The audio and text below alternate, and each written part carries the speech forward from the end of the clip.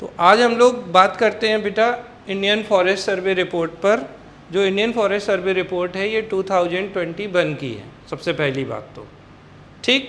और हर 2 साल में फॉरेस्ट सर्वे रिपोर्ट आई हैं अभी तक।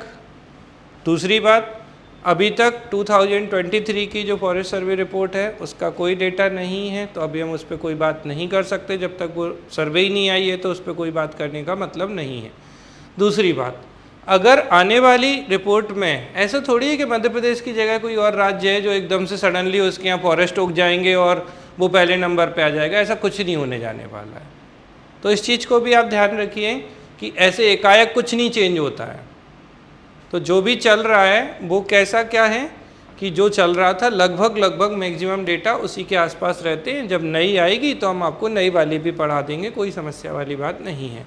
अभी जो है, चूँकि आप इसी को नहीं माने क्योंकि जो अंतिम है यही सत्य है, तो अंतिम सत्य अभी यही है।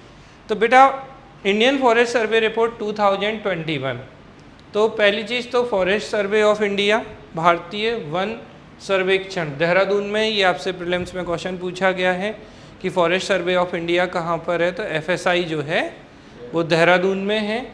ठीक है, इस रिपोर्ट की अगर हम बात करें तो केंद्रीय पर्यावरण और वन और जलवायु परिवर्तन मंत्रालय के अंतर्गत एक प्रमुख राष्ट्रीय संगठन है। ये कौन? FSI, जो नियमित रूप से देश के वन संसाधनों का मूल्यांकन और निगरानी करता है। ठीक है, देहरादून में स्थित है। और इसकी जो रिपोर्ट आई है फॉरेस्ट सर्वे रिपोर्ट, वो 2021 की रिपोर्ट जो जारी की गई थी वो 13 जनवरी 2022 को जारी की गई थी। ये कोई इम्पॉर्टेंट क्वेश्चन नहीं है कि यहाँ से डेट को आपको याद रखना है। आपको बस याद रखना है कि इंडियन फॉरेस्ट सर्वे रिपोर्ट 2021 है और इसे कौन जारी करता है, तो फॉरेस्ट सर्वे ऑफ इंडिया, भारतीय वन सर्वेक्षण। और ये भारतीय वन सर्वेक्षण कहाँ पर है, तो देहरादून में स्थित है। क्लियर है आपको ये बात? इसके बाद कुछ इम्पॉर्टेंट बात करें तो मैंने आपको बताया कि हर 2 साल के डिफरेंस पर या गैप पर ये रिपोर्ट आती है। पहली जो फॉरेस्ट सर्वे रिपोर्ट आई थी वो 1987 में आई थी, ये एक बार पूछा गया है। ठीक है, जो लोग फॉरेस्ट को भी देंगे उनके लिए तो ये बहुत ही इम्पॉर्टेंट हो जाती है। हालांकि अगर आप प्रीवियस ट्रेंड को देखेंगे एग्ज़ाम के, UPSC हो, MPPSC हो, उत्तर प्रदेश PSC हो, कहीं का भी एग्ज़ाम हो, आप एक जनगणना से हमेशा क्वेश्चन पाते हैं, एक फॉरेस्ट सर्वे रिपोर्ट से लगभग हमेशा क्वेश्चन पाते हैं।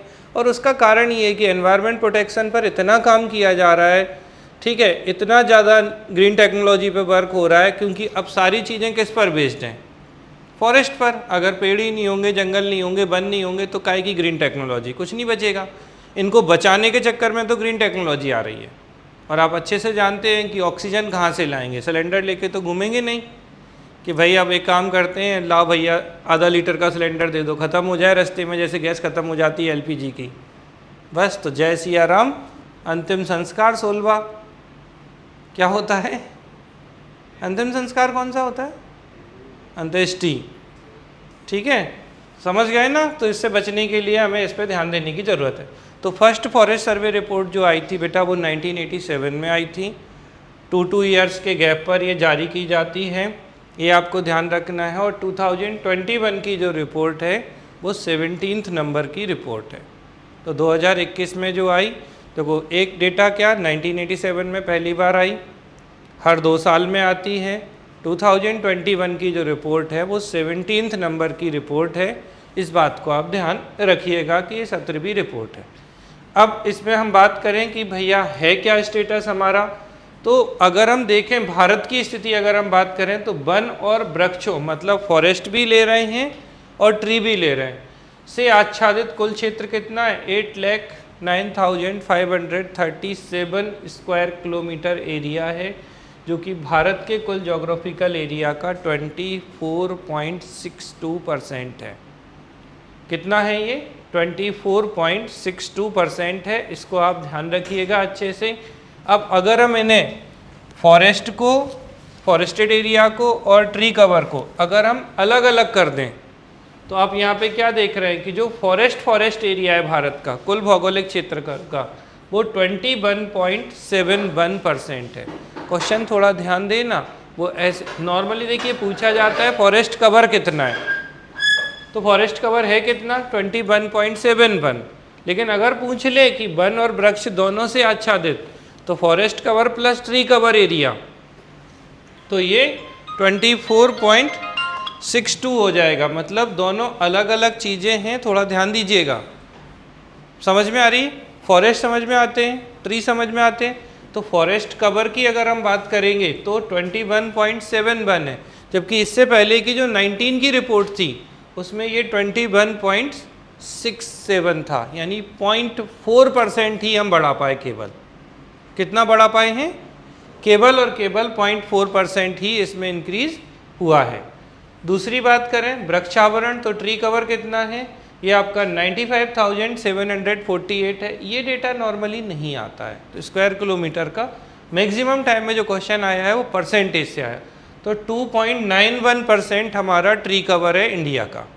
इन्हें दोनों को अगर हम ऐड कर देंगे तो आप समझ सकते होंगे कि ये क्या हो जाएगा 24.62। तो फॉरेस्ट कवर 21.71, ट्री कवर 2.91 और total forest plus tree cover अगर हम बात करते हैं तो हो जाता है 24.62%। आई होप क्लियर हो गया होगा। ये नहीं भूलिएगा, आता है एग्जाम में। अब हम देखें कि कितनी, तो वनाच्छादित क्षेत्र फॉरेस्टेड एरिया में कितना इंक्रीज हुआ, तो 1540 स्क्वायर किलोमीटर, तो 1540 किलोमीटर बढ़ा। यानी सीधी सी बात है कि 2019 की तुलना में 2021 की जो फॉरेस्ट सर्वे रिपोर्ट आई उसमें ये एरिया बढ़ गया। जबकि हम सिर्फ ट्री कवर की बात करें, वृक्षावरण, तो वो बढ़ा है 721 किलोमीटर। अगर हम इसे परसेंटेज में देखें तो 0.22% बढ़ा है फॉरेस्ट एरिया, और ट्री एरिया की बात करें तो 0.76% बढ़ा है। ये डेटा बहुत ज़्यादा इम्पॉर्टेंट नहीं है, इनसे नहीं आए हैं प्रश्न। आपको ये वाला आपको नहीं भूलना है अच्छे से। अब हम देखें वनावरण और वृक्षावरण दोनों, तो इनको ऐड कर दो। 1540 प्लस 721 मतलब कितना फॉरेस्ट बढ़ा, कितना ट्री कवर बढ़ा, दोनों को ऐड कर देंगे तो 2261। ये प्रश्न बन सकता है कि 2021 की फॉरेस्ट सर्वे रिपोर्ट में कितना फॉरेस्टेड एरिया बढ़ गया। मतलब फॉरेस्ट और ट्री दोनों को मिला के अगर हम कहें तो वनावरण और वृक्षावरण दोनों, तो 2261 स्क्वायर किलोमीटर, यानी 0.28% जो है वो इंक्रीज हुआ है। ठीक, तो भारत में कितना है फॉरेस्ट एरिया 21.71%, जो कि 2019 में था 21.67, यानी कि कितना बढ़ गया 0.4% जो है वो इंक्रीज हुआ था। और भारत का ट्री मतलब forest cover plus tree cover दोनों की बात करेंगे तो 24.62% है। क्लियर हो गया आप सभी को ये बात? तो ये तो हुई भारत की ये वाली कहानी। अब हम आपको जो बता रहे थे कि जैसे ये देखिए भारत के भौगोलिक क्षेत्र का ज्योग्राफिकल एरिया का 21.71% है, जबकि 2019 में ये 21.67 था, यानी 0.04% जो है यहाँ पर इंक्रीज़ हुआ है। आप समझ पा रहे होंगे इसको देख के आराम से कि ये क्या कहानी है। और टोटल एरिया तो 2 वर्षों में 1540 किलोमीटर का अतिरिक्त वनावरण और 721 का फॉरेस्ट एरिया ट्री कवर, तो टोटल कितना बड़ा था ये देखिए हमने आपको बताया था 1540 प्लस 721 तो 2261 ओवरऑल एरिया जो है वो फॉरेस्ट का बड़ा है। ठीक, तो ये बात क्लियर है। 2019 से 21 की तुलना में हम क्या देख रहे हैं, तो 2261 square kilometre area forest plus tree cover दोनों को मिलाकर बढ़ा है। अच्छी बात यही है कि बढ़ा तो है, घटा नहीं है। अब इसके बाद हम बात करते हैं तो यही आते हैं सबसे ज़्यादा क्वेश्चन, क्योंकि हमने पहले भी आपको जनगणना बताई थी, तब भी ये चीज़ हमने आपको बताया था कि मध्य प्रदेश में सर्वाधिक ट्राइबल पॉपुलेशन है। हाँ, मध्य प्रदेश में सर्वाधिक फॉरेस्ट एरिया है। हाँ, याद आ रहा है? ठीक है, तो मध्य प्रदेश में सर्वाधिक है 77,492.60 स्क्वायर किलोमीटर एरिया मध्य प्रदेश का फॉरेस्ट का है। अरुणाचल दूसरे पर है, ये डेटा आपको याद नहीं करना है, और तीसरे पर छत्तीसगढ़ है। तो सबसे ज़्यादा फॉरेस्ट एरिया वाला मध्य प्रदेश, दूसरे नंबर पर अरुणाचल, तीसरे नंबर पर छत्तीसगढ़। ठीक है, समझ में आ रही है बात। चौथे पे उड़ीसा है। अब अगर हम इसी चीज़ को बात करें, ठीक है, तो परसेंटेज में अगर हम बात करें तो परसेंटेज में बेटा आपको मैंने तब भी बताया था कि जैसे एसटी की जो परसेंटेज थी वो सर्वाधिक मिजोरम में थी, और एसटी की परसेंटेज ज़्यादा है इसलिए फॉरेस्ट परसेंटेज भी मिजोरम में ज़्यादा था। याद आ रहा है कुछ? ठीक है, ये चीज़ हम आपको बता चुके हैं। तो मिजोरम में 84.53 है। अच्छी बात यह है कि फॉरेस्ट एरिया और परसेंटेज दोनों में अरुणाचल सेकंड पर है, लेकिन वहाँ तीसरे नंबर पर एरिया वाइज छत्तीसगढ़ था, यहाँ मेघालय है। और ये राज्य क्यों आ रहे हैं? क्योंकि ये छोटे छोटे राज्य हैं नॉर्थ ईस्ट के, और इन छोटे छोटे राज्यों की एरिया कम है लेकिन फॉरेस्ट एरिया ज़्यादा है परसेंटेज वाइज। तो उनके कुल एरिया में से परसेंटेज फॉरेस्ट बहुत ज़्यादा है, इसीलिए परसेंटेज में आप क्या देखेंगे, मिजोरम, अरुणाचल, मेघालय, मणिपुर, ये राज्य जो हैं यहाँ पर आएंगे। तो सबसे पहले मिजोरम, ठीक, 84.53, फिर इसके बाद अरुणाचल, इसके बाद मेघालय और फिर मणिपुर। तो यहाँ से क्या चीज़ निकल के आई कि भारत में सर्वाधिक वन क्षेत्रफल मध्य प्रदेश में फॉरेस्ट एरिया, दूसरे नंबर पर अरुणाचल में है, तीसरे नंबर पर छत्तीसगढ़ में। लेकिन यही चीज़ जब हम परसेंटेज में देखते हैं तो क्या स्थिति होती है, मिजोरम, अरुणाचल, मेघालय, ठीक है, और मणिपुर अगर हम और ज़्यादा जानना चाहें तो ये हमने परसेंटेज में बात कर ली, परसेंटेज और एरिया वाइज मैक्सिमम। मिनिमम कहाँ होगा?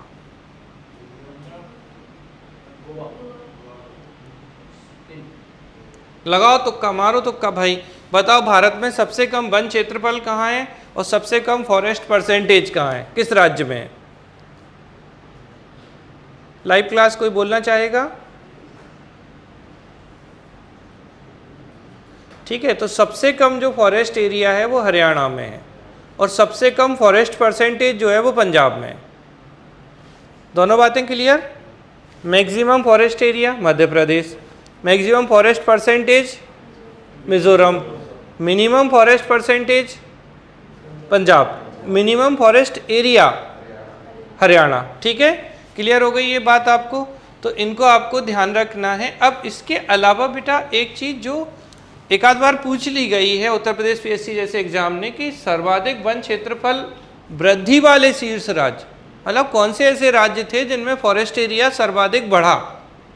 तो यहाँ पर आंध्र प्रदेश में, फिर तेलंगाना में और फिर उड़ीसा में, इनमें सर्वाधिक बढ़ा था। तो आंध्र प्रदेश में मतलब 2021 की फॉरेस्ट सर्वे रिपोर्ट के अकॉर्डिंग अगर हम अलग अलग राज्यों को देखते हैं 2019 के पर्सपेक्टिव में, तो किसमें, आंध्र प्रदेश में 647 स्क्वायर किलोमीटर एरिया बढ़ गया। मतलब इस समय जो भी 2019 के रिस्पेक्ट में फॉरेस्ट एरिया रहा होगा उससे 647 इंक्रीज हो गया। ये भारत में सर्वाधिक इंक्रीज होने वाला राज्य है, मध्य प्रदेश में नहीं। देखो मध्य प्रदेश सर्वाधिक क्षेत्रफल होते हुए भी हमने अपना फॉरेस्ट एरिया इतना नहीं बढ़ा पाया, तो सबसे ज़्यादा किस राज्य ने बढ़ाया?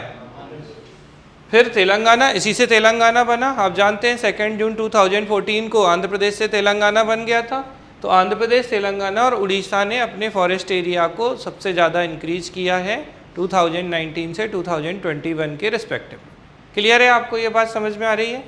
तो ये परसेंटेज हो गया, मैक्सिमम मिनिमम हो गया। ये देखिए मिनिमम फॉरेस्ट एरिया हरियाणा में और मिनिमम फॉरेस्ट परसेंटेज जो है वो पंजाब में है।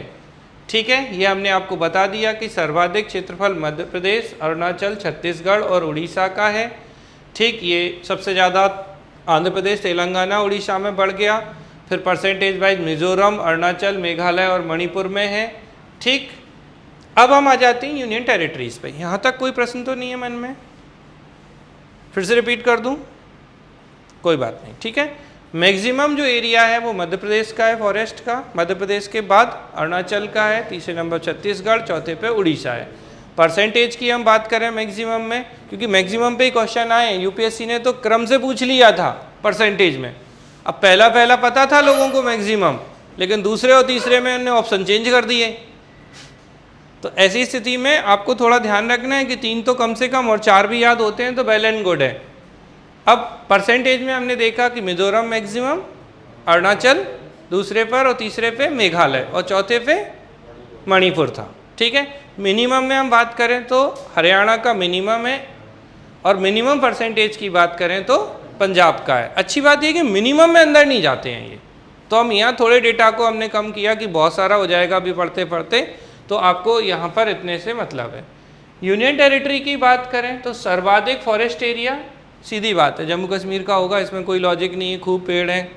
आप देखते हैं एकदम घूमने जाते हैं लोग जम्मू कश्मीर, सबसे कम चंडीगढ़ में दिखते नहीं है पेड़ बहुत ज़्यादा। तो सबसे ज़्यादा एरिया जम्मू कश्मीर का है और मिनिमम एरिया चंडीगढ़ का है, लेकिन परसेंटेज में लक्षद्वीप मैक्सिमम है और लद्दाख मिनिमम है। आपको अनप्रिडिक्टिवली आपको ऐसा लगेगा कि यार लद्दाख में कैसे मिनिमम हो सकता है, बट लद्दाख का मिनिमम है। अच्छा, जैसे आपसे ऐसे भी पूछ लें कि सबसे कम वर्षा कहाँ होती है भारत में, अच्छा सबसे ज़्यादा कहाँ होती है भाई? मैक्सिमम रेनफॉल मासिनराम और मिनिमम रेनफॉल लद्दाख में, क्योंकि भैया पानी नहीं बरसता, सीधी बर्फ़ गिरती है। लोगों के दिमाग कहाँ जाएंगे? अगर मैं राजस्थान बोल देता ना अभी, चुरूरू बोल दूंगा तो आप पट से लगा दोगे धड़ से, लो भैया राजस्थान में कहाँ से पानी होगा?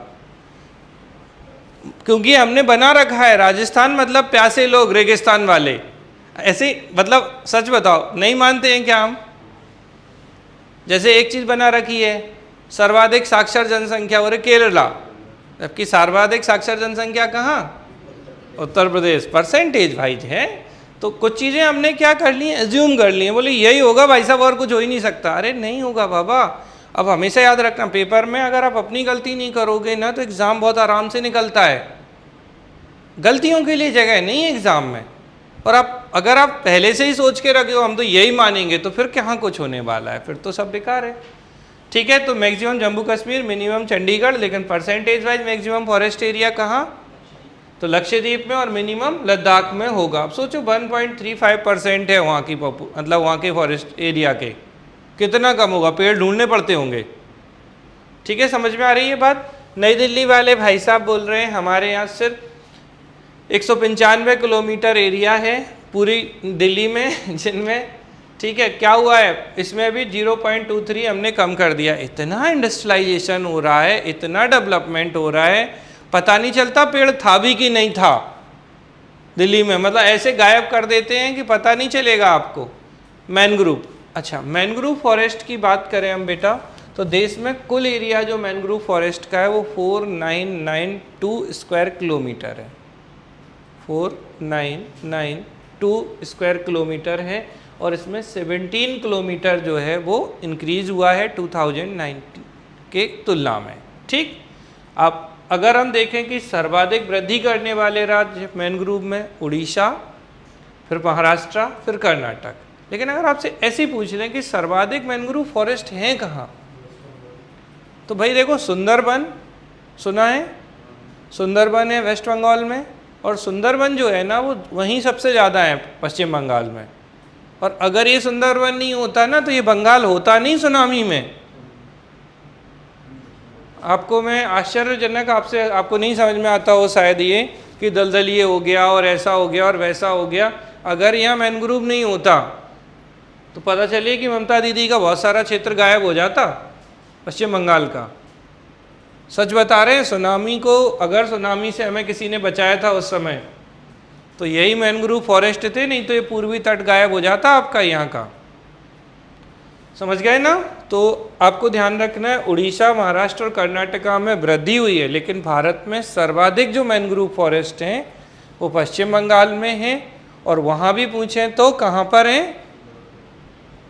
बोलो, सुंदरबन में। और सुंदरबन में क्या पाया जाता है? वेरी गुड, तो सुंदरी नामक पेड़ है यहाँ पर, उसी के कारण सुंदरी से ही ये सुंदरबन बना है। अच्छा, यहाँ पे टाइगर भी होते हैं, बंगाल टाइगर है। हाँ, तो ये बंगाल टाइगर बेचारे क्या खाते हैं यहाँ पे? कुछ तो खाते होंगे, बताओ सोच के। बेचारा इसलिए बोल रहे हैं, अब उसका क्या खाते हैं? बोलिए। ये मछलियाँ खाते हैं। आप मतलब उत्तर कभी नहीं लगाओगे आप, बोले अब इनके पास कोई और काम नहीं है मछलियाँ खाने के अलावा। ठीक है, तो ये फिश खाते हैं। ये आया हुआ क्वेश्चन है, थोड़ा ध्यान दीजिएगा अच्छे से। ठीक, हमारी जो फॉरेस्ट सर्वे रिपोर्ट 2021 थी बेटा, उसे IRS रिसोर्स सेट 2 के द्वारा, ठीक है, LISS 3 से आंकड़ों का संग्रहण किया गया था। नॉर्मली नहीं पूछते हैं बट पूछ लें तो आपको ध्यान रखना है कि जो हमारा इंडियन रिमोट सैटेलाइट था, भारतीय दूर संवेदी उपग्रह रिसोर्स सेट 2 LISS 3 से जो डेटा है वो कलेक्ट किया गया था, ठीक है। और फॉरेस्ट सर्वे टीम द्वारा विकसित एक इन हाउस एंड्रॉयड आधारित ग्राउंड ट्रथिंग मोबाइल एप्लीकेशन का प्रयोग किया गया था। ग्राउंड ट्रथिंग मोबाइल एप्लीकेशन था, ग्राउंड ट्रथिंग इन्होंने प्रैक्टिस या अभ्यास किया था वन सर्वे से संबंधित जानकारी के संग्रह, भंडारण और विश्लेषण के लिए किया गया था, ठीक है। तो आपको ये ध्यान रखना है अच्छे से। इसके अलावा अगर आपको मैं बताऊं तो भारतीय वन सर्वेक्षण ने भूमि के ऊपर स्थित जैव भार के सर्वे के लिए, जैव भार समझते हैं, बायोमास, तो बायोमास के सर्वे के लिए भारतीय राष्ट्रीय अंतरिक्ष अनुसंधान, क्या है ये, इसरो, ठीक है, इंडियन स्पेस रिसर्च ऑर्गेनाइजेशन के साथ मिलकर एक राष्ट्रीय स्तर की योजना बनाई है असम राज्य में, ये पल्सर नाम से, ठीक है। तो पल्सर का फुल फॉर्म याद रखिएगा, phased array type L band and synthetic aperture radar mosaic. और भारतीय वन सर्वेक्षण के आंकड़ों के आधार पर जैव भार का सर्वे किया गया। तो यहाँ पर जो बायोमास था उसका सर्वे किया गया था, ये पल्सर नहीं है, पल्सर, तो थोड़ा सा ध्यान रखिएगा, अगर ऐसे याद नहीं होती तो पल्सर से याद रख लो, कोई बात नहीं, ठीक है। तो ये एक चीज़ आपको ध्यान रखनी है। तो बायोमास किया गया था। अब हम इसी फॉरेस्ट सर्वे रिपोर्ट को मध्य प्रदेश पर देखते हैं। तो मध्य प्रदेश में कुल वन क्षेत्र जो है आप जानते हैं, फॉरेस्टेड एरिया 77, ये डेटा याद रखना है क्योंकि ये पूछा गया है आपके प्रीलिम्स में, 77492 स्क्वायर किलोमीटर, 77,492 और ज़्यादा है तो 0.60 स्क्वायर किलोमीटर एरिया है टोटल फॉरेस्टेड, जो कुल क्षेत्रफल का 25.14% है। हमारा जो टोटल एरिया है आप जानते हैं 308252 स्क्वायर किलोमीटर है, 308,252 है, तो उसका 25.14 किलोमीटर टोटल फॉरेस्ट एरिया है।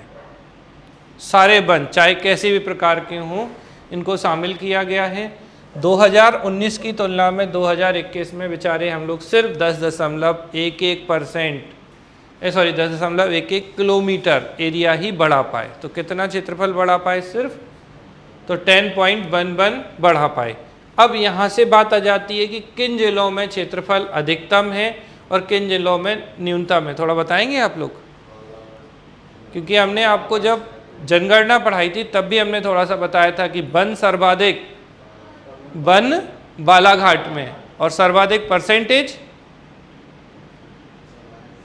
तो परसेंटेज भी बालाघाट में ही है। अच्छी बात यहाँ एक ही है कि फॉरेस्ट एरिया भी बालाघाट का ज़्यादा है, फॉरेस्ट परसेंटेज भी बालाघाट की ज़्यादा है। तो मिनिमम कहाँ है भाई, तो मिनिमम उज्जैन में, एरिया भी और परसेंटेज, बढ़िया है, 2 डेटा कम हो गए। Maximum Balaghat, percentage Balaghat, minimum Bhind नहीं है ये, उज्जैन, और चाहे फॉरेस्ट एरिया हो चाहे फॉरेस्ट परसेंटेज हो। तो ये तो आपको क्लियर हो गया। अब हम आ जाते हैं कि किन किन डिस्ट्रिक्ट्स में। तो सबसे ज़्यादा बालाघाट में है बेटा, ठीक है, ये नॉर्मली नहीं पूछते हैं, फिर भी अगर आपको याद हो जाए तो बढ़िया है। 4922.78 वर्ग किलोमीटर है। उसके बाद छिंदवाड़ा, फिर बैतूल, फिर श्योपुर, फिर सिवनी। तो सब देखो अब कैसे गलत होता है क्वेश्चन कि छिंदवाड़ा सबसे बड़ा जिला था क्षेत्रफल में, तो लगता है यार ऐसे कैसे हो सकता है, छिंदवाड़ा में भी तो ट्राइबल पॉपुलेशन ज़्यादा है, और ज़्यादा दिमाग लगेगा तो बोले भारिया ज़्यादा है। तो ऐसे दिमाग जो लगाते हैं ना उससे क्वेश्चन गलत होता है। तो बालाघाट में सर्वाधिक है, वो एक अलग बात है कि छिंदवाड़ा के पातालकोट में भारिया है, उससे आपको कोई मतलब नहीं, उस एरिया विशेष में होगी लेकिन ओवरऑल नहीं है। क्योंकि आप देखिए बालाघाट में 4922 स्क्वायर किलोमीटर एरिया है, जबकि यहाँ पे 4608 है। अच्छा, इससे नया जिला बन गया, अभी उससे मतलब नहीं है। एक और बात मैं आपको बता दूं कि इंडियन फॉरेस्ट सर्वे रिपोर्ट 50 जिलों को शामिल करते हुए की गई थी। मतलब अब तो 55 है मध्य प्रदेश में जिले, 51-52 को भी नहीं लिया उनने, तो 53, 54, 55 तो होने से रहे। समझ गए ना, ये तो अभी बने थे क्योंकि रिपोर्ट के बाद। तो आपको ध्यान रखना है सर्वाधिक जो फॉरेस्ट एरिया है मध्य प्रदेश में वो बालाघाट में है, दूसरे नंबर पर छिंदवाड़ा है, तीसरे नंबर पर बैतूल है और चौथे नंबर पर श्योपुर है। पीएससी ने मजे ले लिए, लास्ट ईयर के क्वेश्चन में पूछा था इनमें से कौन में सर्वाधिक है, और पहले 3 ऑप्शन ही नहीं थे और चौथा ऑप्शन श्योपुर में और श्योपुर के अलावा दिए थे जिले। मतलब समझ रहे हो कितना ढीठपना है क्वेश्चन पूछने का। भैया पहला पूछ लो, दूसरा पूछ लो, तीसरा पूछ लो। क्या किया इनने, which of the following has the maximum forest area. अब विच ऑफ द फॉलोइंग ये नहीं कि सर्वाधिक है किसमें, इनमें से किसमें सर्वाधिक है। और पहला ऑप्शन मतलब ये 3 थे नहीं, तो उसमें ये था श्योपुर आंसर। तो बालाघाट, छिंदवाड़ा, बैतूल और श्योपुर। ठीक है, याद रखेंगे। अगर हम मिनिमम पे बात करें तो मैंने अभी बताया कि उज्जैन में मिनिमम है, उज्जैन के बाद शाजापुर, फिर रतलाम और फिर राजगढ़। तो उज्जैन, शाजापुर, रतलाम और रायगढ़ जो है, राजगढ़ सॉरी रायगढ़, ऐसा लगा शिवाजी याद आ गए हों सॉरी रायगढ़ नहीं राजगढ़। ठीक है, और रायगढ़ कहाँ है वैसे भी, रायगढ़ तो छत्तीसगढ़ में है। बहुत बढ़िया, ठीक है, एक महाराष्ट्र में भी है। तो उज्जैन, शाजापुर, रतलाम और राजगढ़ जो है ये मिनिमम है। ठीक है, तो उज्जैन में मिनिमम है, मैक्सिमम बालाघाट में है, दूसरे नंबर पर छिंदवाड़ा में है, तीसरे नंबर पर बैतूल में है, चौथे नंबर पर श्योपुर में है। ठीक है, और यहाँ पे उज्जैन, शाजापुर, रतलाम और राजगढ़ जो है इन 4 में मिनिमम है। अब इसके बाद अगर हम यही चीज़ परसेंटेज में देखें तो मैंने कहा था परसेंटेज और एरिया दोनों में बालाघाट ज़्यादा, तुरंत दूसरे नंबर पर श्योपुर आ गया। अब अगर यहाँ क्वेश्चन ऐसे पूछ लें कि निम्न में से किसमें सर्वाधिक फॉरेस्ट प्रतिशत है, निम्न में से, और बालाघाट को हटा देते हैं, अब सिरदर्द बन जाता है ये क्वेश्चन फिर से, क्योंकि श्योपुर है, फिर उमरिया है, फिर मंडला है। अब अगर इनमें से मान लो अब कौन से जिले दे देंगे, वो बैतूल, छिंदवाड़ा। अब कंफ्यूजन बहुत ज़्यादा, क्योंकि अगर जिसने थोड़ा ढंग से नहीं पढ़ा होगा तो वो सोचेगा यार कहीं तो बैतूल था और बैतूल इससे ऊपर था, तो बस कौन था, तो गलत हो जाता है। तो वो एरिया वाइज है, परसेंटेज वाइज कहाँ, तो बालाघाट के बाद श्योपुर, फिर उमरिया और फिर मंडला है। ठीक है, तो क्या क्या है, बालाघाट, श्योपुर, मंडला, सॉरी उमरिया और फिर मंडला। ठीक है, तो आप ध्यान रखिए। और यहाँ पे 53.34 है, मतलब काफ़ी ज़्यादा है अगर हम बाकी से तुलना करें तो श्योपुर दूसरे पे है परसेंटेज में, जबकि एरिया वाइज चौथे पे है। तो ये ऐसे जब प्रश्न आता है तो बहुत कन्फ्यूजन होता है। मतलब ऐसे में तो सीधा आपको पता होना चाहिए कि मैक्सिमम कहाँ कहाँ है। तो क्योंकि अगर ये हटा दिया उसने क्वेश्चन में से तो फिर अब कन्फ्यूजन है कि कौन है, और सबसे ज़्यादा कन्फ्यूजन कौन, छिंदवाड़ा और बैतूल करेंगे। तो छिंदवाड़ा बैतूल जो है वो एरिया वाइज ज़्यादा है, ना कि परसेंटेज वाइज। ठीक है, क्लियर है। बालाघाट, श्योपुर, उमरिया, मंडला। तो मिनिमम परसेंटेज की बात कर लें अगर हम, तो भैया अभी बताया था कि उज्जैन जो है वो मिनिमम है। उज्जैन के बाद शाजापुर ही था, शाजापुर के बाद रतलाम था, उसके बाद राजगढ़ था। बधाई हो, कुछ अलग से याद नहीं करना है, परसेंटेज और एरिया वाइज ये एक जैसी चीज़ें हैं। उज्जैन, शाजापुर चले जाओ, रतलाम चले जाओ और फिर राजगढ़ आ जाओ। ठीक है, तो उज्जैन, शाजापुर, रतलाम और राजगढ़ ये चारों जो हैं वो परसेंटेज वाइज भी कम हैं और एरिया वाइज भी मिनिमम फॉरेस्ट एरिया इनमें होता है। चलो इसी बात पे पूछ लेते हैं ज़रा, आप लोग बता ही दोगे, मुझे पता ही है आपको अच्छे से। बताओ जल्दी से, चारों ज़िले जो सबसे ज़्यादा फॉरेस्ट एरिया रखते हैं, बालाघाट, छिंदवाड़ा, बैतूल और श्योपुर। बहुत बढ़िया। मिनिमम वाले, उज्जैन, शाजापुर, रतलाम, राजगढ़। परसेंटेज वाले मिनिमम यही, और percentage wise maximum forest area, Balaghat, Sheopur, Umaria, Mandla. तो बालाघाट, श्योपुर, उमरिया, मंडला। ठीक है, तो ये चार ज़िले हैं जो आपको याद रखने, 4 इसलिए क्योंकि ये थोड़े से घुस रहे हैं क्वेश्चंस में अंदर, तो हमें इस चीज़ को ध्यान रखना है। ये आराम से आपका बन जाएगा। देखो 0.60 है, मिनिमम क्यों नहीं होगा, 1% भी नहीं। 1% वाले बोले शाजापुर वाले हम 1% हैं, रतलामी सेब खाएंगे 1.55 बांट के, ठीक है। परसेंटेज कोई नहीं पूछता, ज़्यादा आपको परेशान नहीं होना है। अब हमारे मध्य प्रदेश में जो फॉरेस्ट एरिया है उनमें very dense forest, medium dense forest, open forest, उनकी क्या स्थिति है ज़रा देखें। तो अब पहले तो ध्यान रखिएगा वन आवरण, तो जो forest cover under forest area, मतलब सिर्फ और सिर्फ हम फॉरेस्ट की बात कर रहे हैं, कहीं और की नहीं। तो ये जो वेरी डेंस फॉरेस्ट है और मीडियम जो डेंस फॉरेस्ट है, तो बेटा आपको याद रखिएगा ये जो वेरी डेंस फॉरेस्ट वाला है आपका वो 9.65 है, मतलब सघन वन बहुत कम है, केवल 9.65% है। जबकि मॉडरेटली या मीडियम जो है वो 46, और मीडियम हमेशा ज़्यादा होते हैं।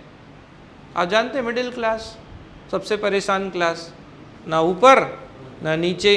कोरोना में सबसे ज़्यादा परेशान कौन था? मिडिल क्लास, क्योंकि एकदम लोअर था, बोले लाओ खाना दे दो, जो बांट रहा है खड़ा हो जाता था वो तो खाने के लिए। अब मिडिल क्लास वाला, अच्छा कोई देख ना ले हम खाना ले रहे हैं, तो वो खाना, भूख तो लग रही है, व्यवस्था नहीं है, लेकिन नहीं खा सकता। हाँ या ना, गलत बोल रहे हैं क्या?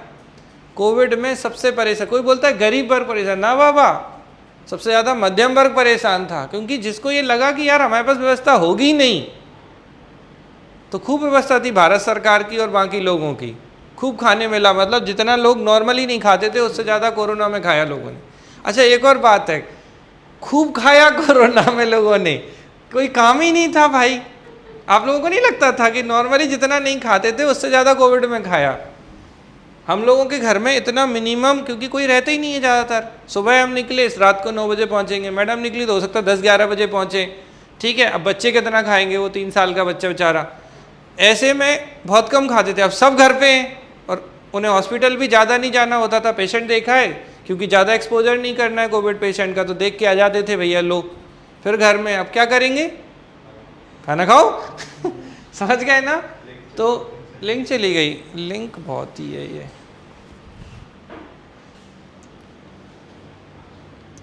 तो हम लोग जो बात कर रहे थे वो बात कर रहे हैं वेरी डेंस फॉरेस्ट की। तो बेटा आपको परसेंटेज याद रखना है कि वेरी डेंस फॉरेस्ट कितना है, 9.65 है, जबकि मॉडरेटली या मध्यम सघन वन जो हैं वो कितने हैं, 46.62। ओपन फॉरेस्ट खुले वन कितने हैं, 43.73%। तो टोटल सिर्फ फॉरेस्ट मतलब वन की बात कर रहे हैं, वृक्ष की नहीं, तो यहाँ ये कितना हो जाता है 64.752। ये डेटा भले ही मत आप याद रखो। आपसे एक ये पूछा गया था कि वेरी डेंस फॉरेस्ट कितने थे, तो वेरी डेंस फॉरेस्ट में आपको याद रखना है 9.65, जबकि मॉडरेटरी या मध्यम सघन वन 46.62 हैं, और ओपन फॉरेस्ट जो है वो 43.73% है, ठीक है। अब बात करते हैं वन क्षेत्र के बाहर, मतलब फॉरेस्ट एरिया के बाहर भी तो फॉरेस्ट होता है, वन आवरण होता है कि नहीं होता है। तो forest cover outside the forest area, तो ये यहाँ पर अगर हम देखें तो ओपन फॉरेस्ट कितना है 65, सबसे ज़्यादा खुले वन ही होंगे। फिर मध्यम सघन वन, तो मॉडरेटरी डेंस फॉरेस्ट कितने हैं 31, और अति सघन, यार फॉरेस्ट के बाहर सघन बहुत कम जगह मिलते हैं, तो इनकी संख्या कितनी है 3.25% है। तो फॉरेस्ट के बाहर जो फॉरेस्ट एरिया है, फॉरेस्ट कवर जो है वो 12,771 है, और इन दोनों को ऐड कर दोगे तो आपका आ जाएगा टोटल फॉरेस्ट एरिया जो है वो 77492 आपका आ जाएगा। ये आपको ध्यान रखना है। और ये परसेंटेज वाइज कितना था, ये क्वेश्चन है, मैंने अभी शुरू में ही बताया था कि 25.14 टोटल फॉरेस्टेड एरिया है मध्य प्रदेश में, जो कि कितना है 77,492। अब वृक्ष क्षेत्र की बात करें, मतलब समझो वन क्षेत्र के, मतलब फॉरेस्ट एरिया के बाहर फॉरेस्ट की बात कर रहे हैं तो ये हैं, लेकिन अगर हम फॉरेस्ट की बात नहीं करें, अब हम ट्री की बात करें, तो वन क्षेत्र जो है ना ट्री एरिया वो 8,054 है।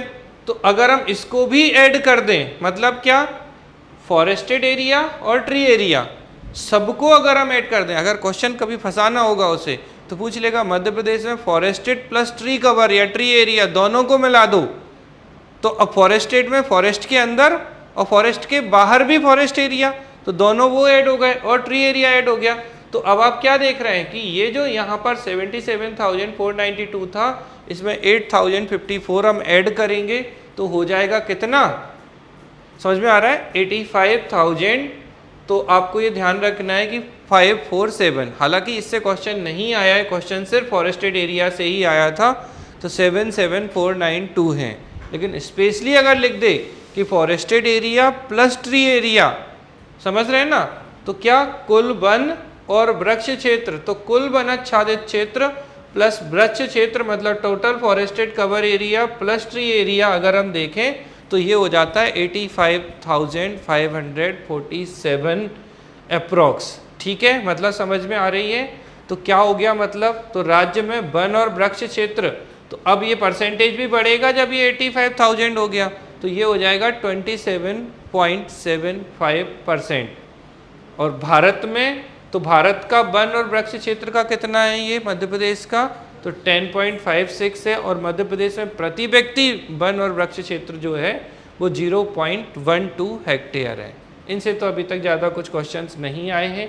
क्वेश्चन यही पूछा गया है कि टोटल फॉरेस्टेड एरिया कितना है, तो 77,492.60। और इसमें ध्यान रखना कि अगर वो ट्री कवर की बात करने लगें, किसकी बात करने लगें, ट्री एरिया की भी या ट्री कवर की भी, तो फिर आपका ऐड हो जाएगा और ये टोटल हो जाएगा। हालांकि नहीं पूछते हैं तो हमें ज़्यादा परेशान होने की ज़रूरत नहीं है। तो मतलब अब आप यहाँ पे थोड़ा सा ध्यान रखिएगा कि अगर आपसे पूछा जाए कि टोटल फॉरेस्टेड एरिया मध्य प्रदेश में कितना है, मतलब वन क्षेत्र के अंदर और वन क्षेत्र के बाहर दोनों में मिला के हैं, तो वो फॉरेस्ट ही।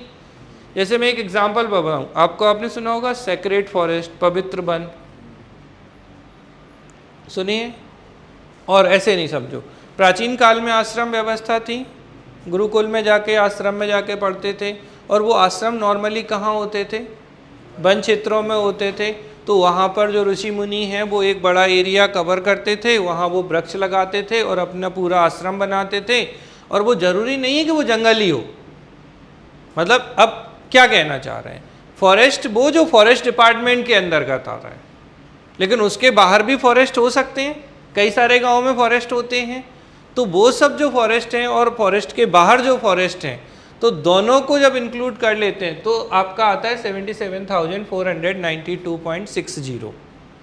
ठीक है, लेकिन अगर हम पूरे की बात करें कि भाई जो वनावरण है, वृक्ष क्षेत्र जो है, टोटल ट्री कवर जो है, तो अगर हम उसको ऐड कर लेते हैं तो फिर ये 85,547 हो जाता है। समझ में आ रही है बात कि नहीं आ रही है। और मध्य प्रदेश अगर हम देखें प्रति व्यक्ति वन और वृक्ष क्षेत्र कितना है, तो per capita forest and tree जो है वो हमारा 0.12 हेक्टेयर है। ठीक है, समझ में आ रही है। भारत के वन और वृक्ष क्षेत्र का कितना है ये, तो 10.56 है, और मध्य प्रदेश में है कितना, तो मध्य प्रदेश में आपको याद रखना है 25.14 था। भारत में फॉरेस्ट एरिया कितना था,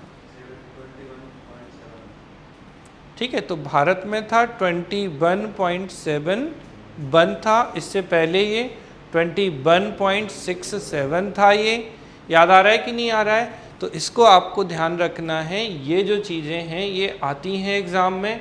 अब कुछ मध्य प्रदेश के जो लैंड पैटर्न है उस पर बाई चांस कोई क्वेश्चन बन जाए तो थोड़ा सा समझिए। जैसे कि भूमि उपयोग के लिए रिपोर्टिंग क्षेत्र, ठीक है, तो ये जो था आपका 30,756 था मध्य प्रदेश में।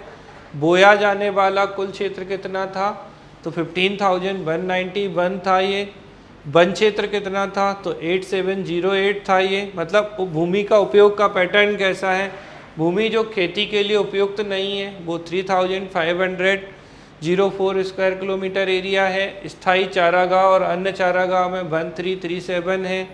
संवर्धित बंजर भूमि जहाँ पे अब कुछ नहीं उग रहा है तो 967 है। परती भूमि के अतिरिक्त अन्य परती भूमि मतलब कुछ साल नहीं हो रहा है, फिर कुछ होने लगा, फिर कुछ साल के लिए छोड़ दिया गया, तो 486 है। वर्तमान में अन्य परती भूमि 543 है। विभिन्न पेड़, फसलों और विकास के तहत भूमि जो है वो 20 है, और इस तरीके से मध्य प्रदेश का जो टोटल क्षेत्रफल है वो 3,08,252 वर्ग किलोमीटर है। ये आप अच्छे से जानते हैं कि मध्य प्रदेश का जोग्राफिकल एरिया कितना है, 308,252। पॉपुलेशन कितनी थी हमारी, 72626,809, यही स्थिति थी। तो इसमें आपको ये ध्यान रखना है अच्छे से कि मध्य प्रदेश में जो फॉरेस्ट एरिया है उसमें वेरी डेंस फॉरेस्ट 9.65, मॉडरेटरी 46.62, और अगर हम ओपन फॉरेस्ट की बात करते हैं तो 43.73 था। इसको आप ध्यान रखिएगा अच्छे से। इसके अलावा क्वेश्चंस यहाँ से आते हैं, तो जो डिस्ट्रिक्ट हैं, मतलब 4 डिस्ट्रिक्ट हमें याद रखनी है। तो सर्वाधिक जो फॉरेस्ट एरिया था बेटा मध्य प्रदेश में वो बालाघाट था नंबर 1, उसके बाद छिंदवाड़ा था, तीसरे नंबर पर बैतूल था, और चौथे नंबर पर श्योपुर था। अगर हम यही चीज़ एरिया वाइज मिनिमम पे जाते हैं तो मिनिमम फॉरेस्ट एरिया तो सबसे पहले उज्जैन है, उज्जैन के बाद शाजापुर है, शाजापुर के बाद रतलाम है तीसरे पे, और चौथे पे क्या था, राजगढ़ था। और यही सेम चीज़ मिनिमम परसेंटेज में भी है, तो उज्जैन, शाजापुर, रतलाम और राजगढ़, यही 4 ज़िले हैं। लेकिन जब हम परसेंटेज वाइज मैक्सिमम पे जाते हैं तो मैक्सिमम परसेंटेज जो मध्य प्रदेश में ज़िलों का है वो सबसे पहले तो बालाघाट तो कॉमन है मैक्सिमम में परसेंटेज और एरिया में, तो बालाघाट के बाद परसेंटेज में दूसरे नंबर पर श्योपुर है, तीसरे पे उमरिया है, चौथे पे मंडला है। तो बालाघाट, श्योपुर, उमरिया और Mandla maximum forest percentage in Madhya Pradesh district wise. ठीक है, ये आपको ध्यान रखना है बढ़िया से, मतलब बिल्कुल गड़बड़ नहीं होनी चाहिए इन चीज़ों में। अब हमने आपको बताया था कि ये तो बता चुके हैं हम आपको, ठीक है। अब देखिए जो मैंने आपको बता दिया है कि इंडियन फॉरेस्ट सर्वे रिपोर्ट के अकॉर्डिंग मध्य प्रदेश के 50 ज़िले, कभी अगर लपेटना होगा क्वेश्चन में तो पूछ लेगा कितने ज़िलों के लिए फॉरेस्ट सर्वे रिपोर्ट की गई 2021 में। पहला ऑप्शन होगा 55, फिर होगा 53, 52, फिर 51, और हो सकता है नन भी दे दें अगर अच्छा बनाएंगे तो, क्योंकि लोग सबसे ज़्यादा पता है क्या सोचेंगे, 55 तो हटा देगा जो थोड़ा पढ़ा होगा, लेकिन वो 52, 53 पे सबसे ज़्यादा कन्फ्यूजन में होगा। बोले ऐसा तो नहीं, 53वां जिला बन गया था तो उस समय हुई हो तो कुछ ऐसा हो गया हो। 52 पे तो बहुत लोग हैं, क्योंकि 52 जिले कब बन गए थे। अच्छा 50वां जिला, देखो मज़ेदार क्वेश्चन, चलो थोड़ा और, 49 डिस्ट्रिक्ट मध्य प्रदेश का कौन सा था, 49वां जिला, हाँ बोलिए, वेरी गुड। अलीराजपुर जो है वो 49 था, सिंगरौली 50 था। तो अलीराजपुर कब बना मैडम, याद है आपको, बताइए, कोशिश करिए। थोड़ा गड़बड़ हो रहा है, 13 फरवरी 2008। 49 पूछ रहे हैं यार, क्या कर रहे हो, 49 जिला, seriously live class. Madhya Pradesh का 49 नंबर का जिला अलीराजपुर कब बना, अरे क्या बात है, आवाज आ रही है नहीं आ रही लाइव में आप लोगों को, 17 मई 2008, वेरी गुड। और 50वां, अरे बहुत बार बता चुके हैं, 17 मई को 2008 को अलीराजपुर ए बताया था, फिर सिंगरौली पीछे आता है, तो 50वां सिंगरौली किससे, सीधी से 24 मई, याद आ रहा है, 17 मई 2008, 24 मई 2008, फिर 51वां जिला, 51वां जिला आगर मालवा, आगर मालवा शाजापुर से, कब, 2000 डेट 16 अगस्त, कब, कब, ठीक 16 अगस्त 2013 को 51 आगर मालवा, किससे, शाजापुर से। और 52 कहाँ यार, तुम कुछ भी बता रहे हो, 52 निवाड़ी, निवाड़ी किससे, टीकमगढ़ से। और कब, अब देखो मज़ेदार, कब, जय हो भगवान, क्या था, अच्छा चलो थोड़ा सा बता ही दे, 49 क्या था, अलीराजपुर कब बेटा? 17 मई 2008। 50 सिंगरौली सीधी से 24 मई 2008। यस और नो? सही है ना? ठीक, रिकॉर्डिंग देख रहा था कि चल रही है या नहीं। 51 52 जल्दी बोलो 51। आगर मालवा कब? अभी बताया यार, 16 अगस्त 2013। फिर निवाड़ी कब? 2018 में कब? बोलो लाइव में कोई। चलो अक्टूबर तो था, डेट बताओ। 1 अक्टूबर कि 2 अक्टूबर? ठीक है, तो 1 अक्टूबर 2018 को निवाड़ी। अच्छा देखो, अभी और मज़ेदार बात है। 53 54 पक्का? 54 मैयर था कि 55 मैयर था? अच्छा 53 क्या है पहले तो? मऊगंज किससे? रीवा। 54वां पांडुरना या मैयर? ध्यान रखना ये पांडुरना है, ठीक है। 54वां 55वां मैयर है। ये गलत हो सकता है बहुत आसानी से। मैयर किससे था? सतना से। मैयर वाली माता ऐसे याद रख लो, और पांडुरना छिंदवाड़ा से। और आपको याद रखना है, अब वर्तमान में सबसे बड़ा जिला क्षेत्रफल में छिंदवाड़ा नहीं रहा है मध्य प्रदेश का। अब अगर देखो 2 क्वेश्चन है, अगर आपसे पूछा जाए कि मैक्सिमम सबसे बड़ा जिला मध्य प्रदेश का क्षेत्रफल में 2011 से बोले तो छिंदवाड़ा था, लेकिन अगर वर्तमान शब्द आ जाए या बोले मध्य प्रदेश का सबसे बड़ा जिला कौन सा है और 2011 उन्होंने लिखा ही नहीं है, तो भी अब कौन सा होगा? नहीं है छिंदवाड़ा, शिवपुरी, ठीक है ना। तो सबसे बड़ा जिला शिवपुरी बन गया है क्षेत्रफल वाइज, ध्यान रखेंगे।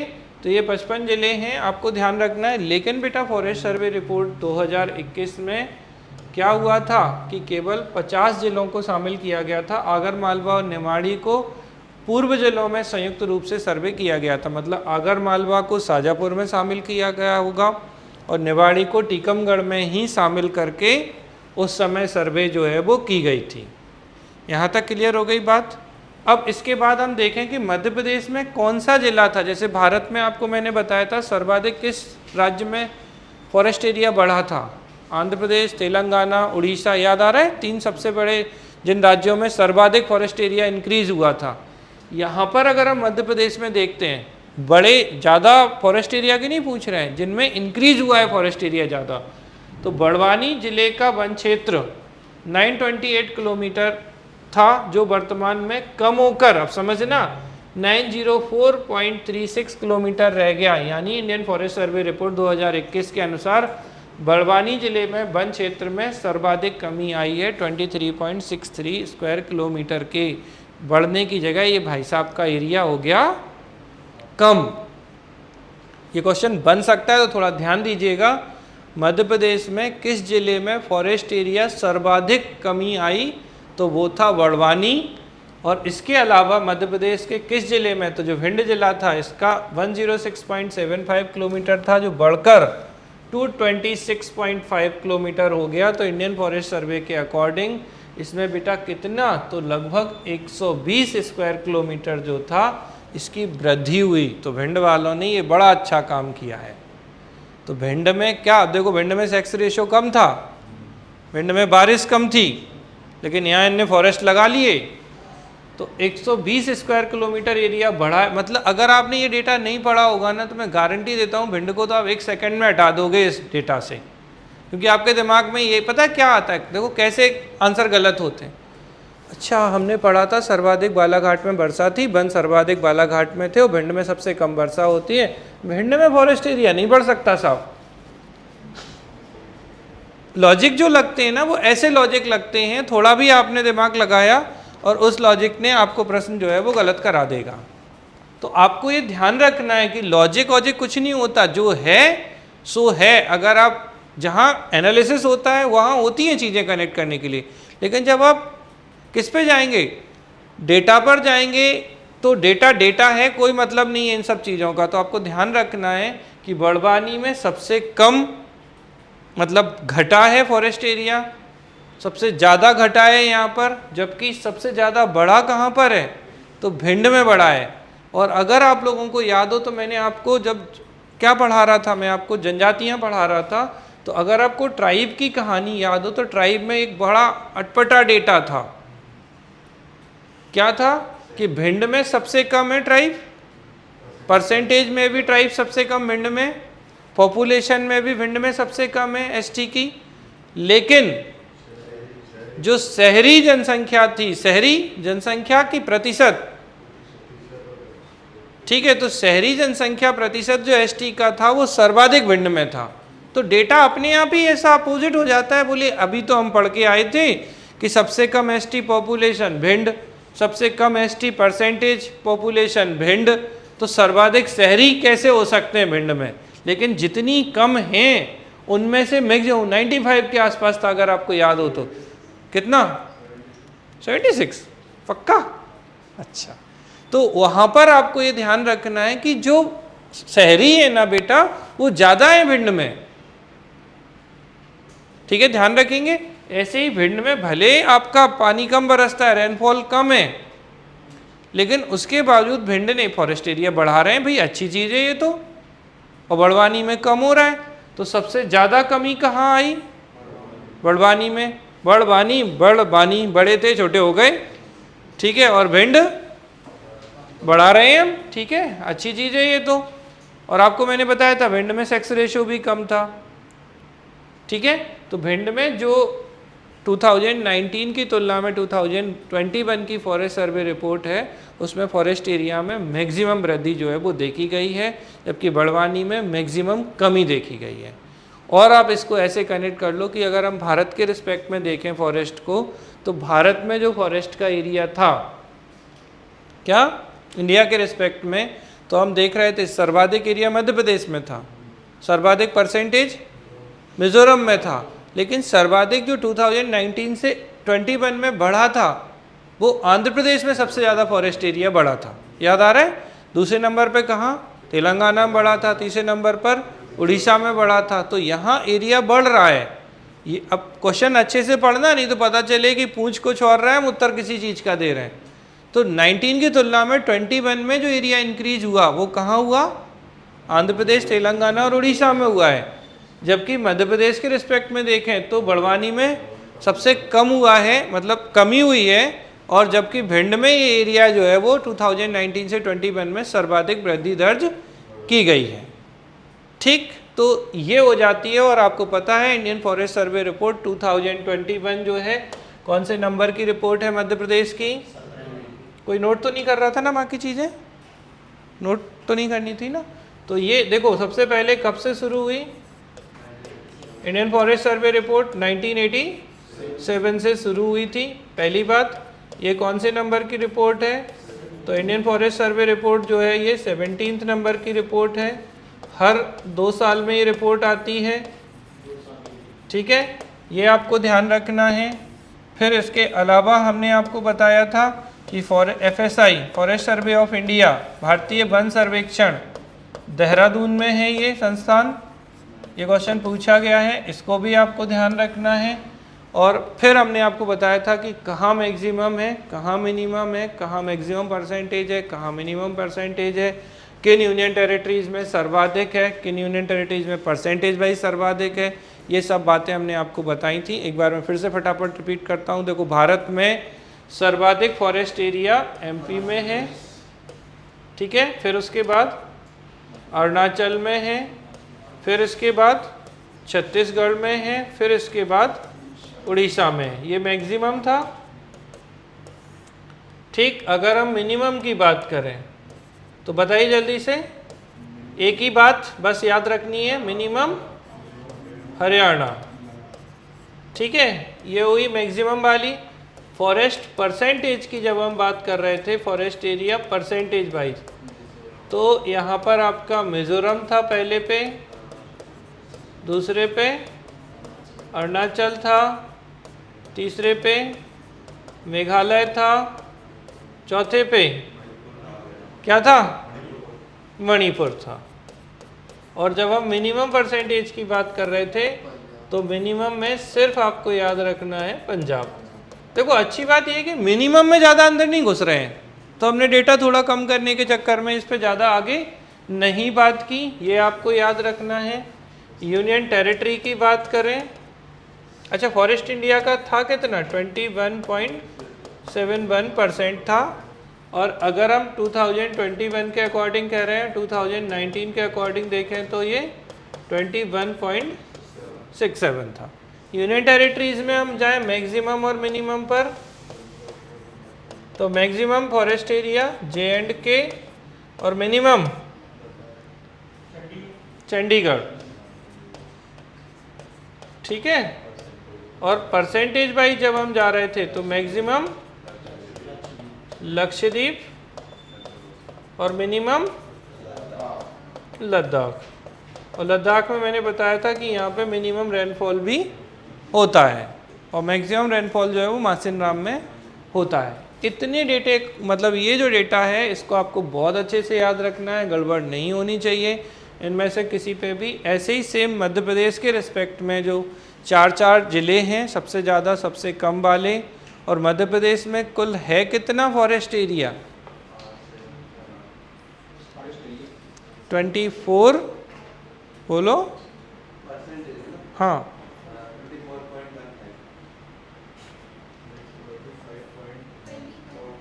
77,492 हाँ, ये ठीक है, 77,492, बहुत बढ़िया। परसेंटेज 25.14, ठीक है। तो ये आपको याद रखना है। और 4 जिलों के नाम आपको याद रखने हैं कि भाई बालाघाट है पहले नंबर पर, दूसरे पर क्या है, छिंदवाड़ा है, तीसरे पे बैतूल है, चौथे पे श्योपुर है। मिनिमम परसेंटेज और एरिया दोनों में फॉरेस्ट में वही है आपका क्या, उज्जैन, शाजापुर, रतलाम और राजगढ़, ठीक है। और मैक्सिमम परसेंटेज वाइज जब हम जाते हैं तो अगेन फिर से बालाघाट, लेकिन बालाघाट के बाद में श्योपुर, फिर उमरिया और फिर मंडला। इनको बस ये 4 ज़िले जो मैक्सिमम मिनिमम वाले हैं, इन पे सबसे ज़्यादा क्वेश्चन आता है और एक टोटल पे आता है इंडिया के रिस्पेक्ट में, तो ये आपको याद रखना है। और एमपी के रिस्पेक्ट में आपको याद रखना है कि क्या स्थितियां हैं। इतना आप याद रख लेंगे तो आपका काम चल जाएगा और कुछ आपको ज़रूरत नहीं पड़ेगी, ठीक। कोई प्रश्न है मन में किसी तरीके का, किसी को कुछ पूछना है क्या? फॉरेस्ट सर्वे ऑफ इंडिया, भारतीय वन सर्वेक्षण, ठीक है, पर्यावरण एवं वन मंत्रालय के अंतर्गत आता है। क्लियर है बेटा, कोई प्रश्न है?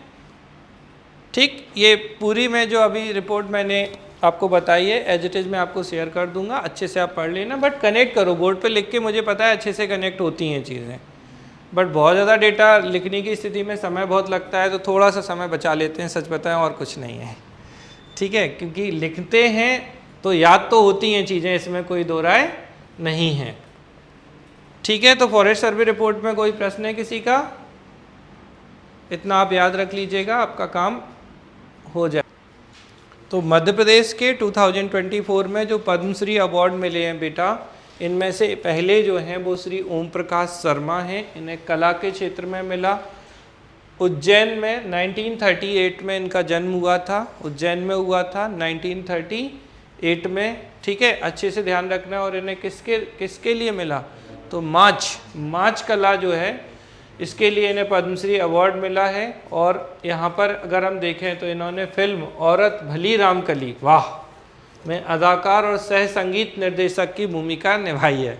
फिल्म का नाम बहुत अच्छा है, औरत भली राम कली, ठीक है। इनके पिता पंडित शालिग्राम शर्मा हैं, इन्होंने माच कला की शिक्षा इनके दादाजी उस्ताद कालूराम शर्मा से ली थी।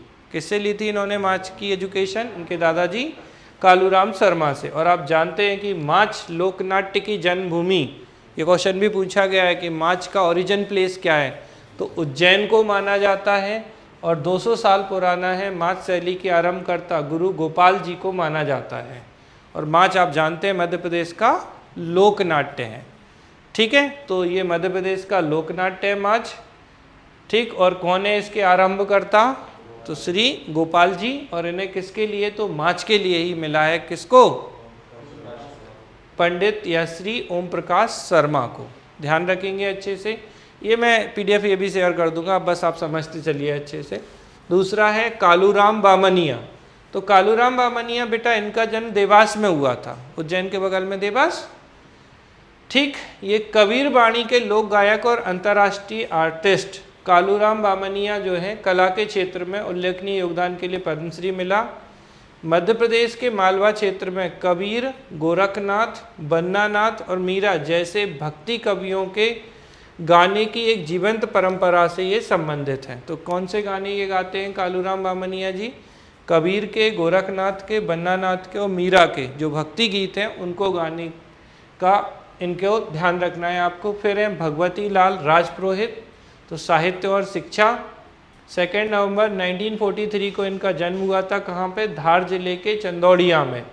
लेकिन इन्होंने जो वर्क किया है, इनकी कर्मस्थली जो रही है वो कहाँ रही है, उज्जैन में। इन्होंने किताबें भी लिखी हैं, जैसे राजा भोज का रचना विश्व, ठीक है, उज्जैनी और महाकाल। मालवी भाषा में सेज को सरोज उपन्यास भी इन्होंने लिखा है। कालिदास के मेघदूतम का मालवी भाषा में हर कारो बादल के नाम से इन्होंने, तो क्या किया इन्होंने कालिदास के मेघदूत का, किस नाम से, अगर ये यहाँ से क्वेश्चन अंदर घुस गया तो हलकारो बादल नाम से इन्होंने मेघदूत। अब जैसे पूछ लें हलकारो बादल, क्योंकि ये याद रखिएगा भगवती लाल राजपुरोहित हैं। तो अब ऐसे में अगर आपसे यही क्वेश्चन पूछ लिया जाए कि मेघदूत का किसमें, मालवी भाषा में रूपांतरण किसने किया, ट्रांसलेशन किसने किया, ठीक है, तो आपको ध्यान रखना है। तो हलकारो बादल के रूप में इन्हें भोज पुरस्कार, डॉक्टर राधा कृष्ण सम्मान और बालकृष्ण शर्मा नवीन पुरस्कार भी दिए जा चुके हैं। तो इनको ये अवार्ड दिए जा चुके हैं। फिर हैं सत्येंद्र सिंह लोहिया, खेल में इनका भिंड जिले में हुआ था 1987 में। आयरलैंड के नॉर्थ चैनल को पार करने वाले वो एशिया के पहले पैरा स्विमर थे। 36 किलोमीटर को नॉर्थ चैनल को इन्होंने 14.39 आवर्स में पार कर विश्व रिकॉर्ड बनाया था। इंग्लिश और कैटरीना चैनल, ठीक है, को पार कर विश्व रिकॉर्ड बना चुके हैं। 2014 में इन्हें विक्रम अवार्ड मिल चुका है। सत्येंद्र सिंह लोहिया को 2019 में तेज सिंह नॉर्गे राष्ट्रीय साहसिक अवार्ड से भी ये सम्मानित हो चुके हैं। तो अब जैसे अगर सरल क्वेश्चन बनेगा तो पूछ लेंगे किनको पद्मश्री अवार्ड नहीं मिला है मध्य प्रदेश में, 3 में से 3 को ये ले लेंगे, चौथे हटा देंगे। फिर कभी कभी जन्मस्थली पूछ लेते हैं कि कहाँ हुई है इनका जन्म। तो देखो भगवती लाल राजपुरोहित धार में, जबकि ओम प्रकाश शर्मा जी उज्जैन में हैं, लेकिन दोनों की कर्मस्थली उज्जैन है। ठीक है, समझ में आ रही है बात आपको। तो इनको आपको ध्यान रखना है। तो 132 लोगों को पद्म पुरस्कार मिले थे, उनमें से 4 पद्मश्री जो हैं वो मध्य प्रदेश के रहे थे। ठीक है, ये जो है, अब इसमें ऐसे नहीं कि हर मंत्री को आपको पता होना चाहिए, बट कुछ मिनिस्टर्स जो मैं आपको पहले बता, मैं काफ़ी सारे लोगों को रहा हूँ, लेकिन कंपाइल करके मैं बता दूंगा कि किस पे। ये तो कोई नहीं गलत करेगा, माननीय मोहन यादव जी, अगर इसे गलत कर दो तो फिर तैयारी मत करो, क्योंकि कोई फ़ायदा नहीं है। ठीक है, तो मुख्यमंत्री श्री मोहन यादव। अब एक्चुअली इनने बहुत सारे विभाग अपने पास रख रखे हैं। हमेशा याद रखना, सामान्य प्रशासन जो होता है ना, GAD बोलते हैं इसे, जनरल एडमिनिस्ट्रेशन, तो GAD मैक्सिमम टाइम में जो मुख्यमंत्री होते हैं वही अपने पास रखते हैं। और केंद्र में अगर हम बोलें तो सामान्य प्रशासन, DOPT वहाँ बोलते हैं उसको, तो वो प्रधानमंत्री अपने पास रखते हैं। तो कार्मिक विभाग, डिपार्टमेंट ऑफ पर्सनल ट्रेनिंग, तो DOPT हमेशा प्रधानमंत्री के पास रहेगा। राज्य में सामान्य प्रशासन, क्योंकि प्रशासन का मुखिया है कौन, राजनीतिक मुखिया, मुख्यमंत्री। और अगर प्रशासनिक बात करें तो मुख्य सचिव। तो मुख्य सचिव के माध्यम से मुख्यमंत्री सारी चीज़ें करते हैं। ठीक है ना, समझ में आ रही है बात? लिंक तो नहीं गई, चली गई है।